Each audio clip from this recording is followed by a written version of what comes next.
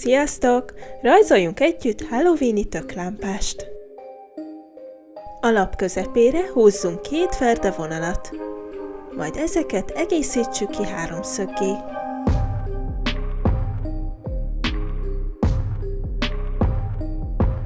Ezután a felső csúcsból hullámvonalakat rajzolunk az alsó csúcsig. Ugyanezt megismételjük a másik oldalon is, és színezzük ki ezt a részt feketével.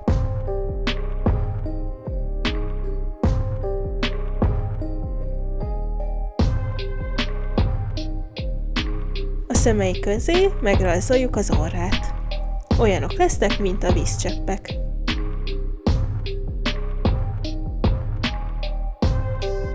Rajzoljuk meg a száját.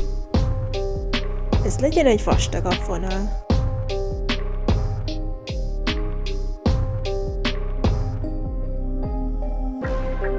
Keresztbe rövidebb vonalakat rajzoljunk végig a száján.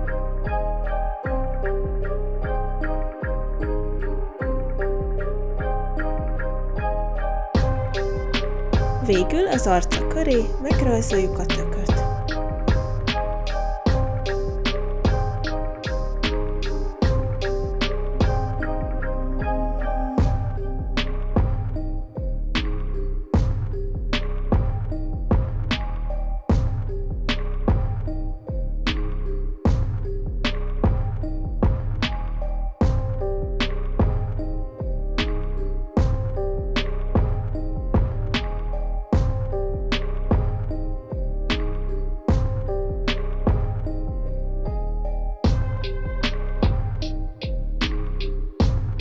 Készen is vagyunk, ha tetszett, nyomjatok egy lájkot és iratkozzatok fel.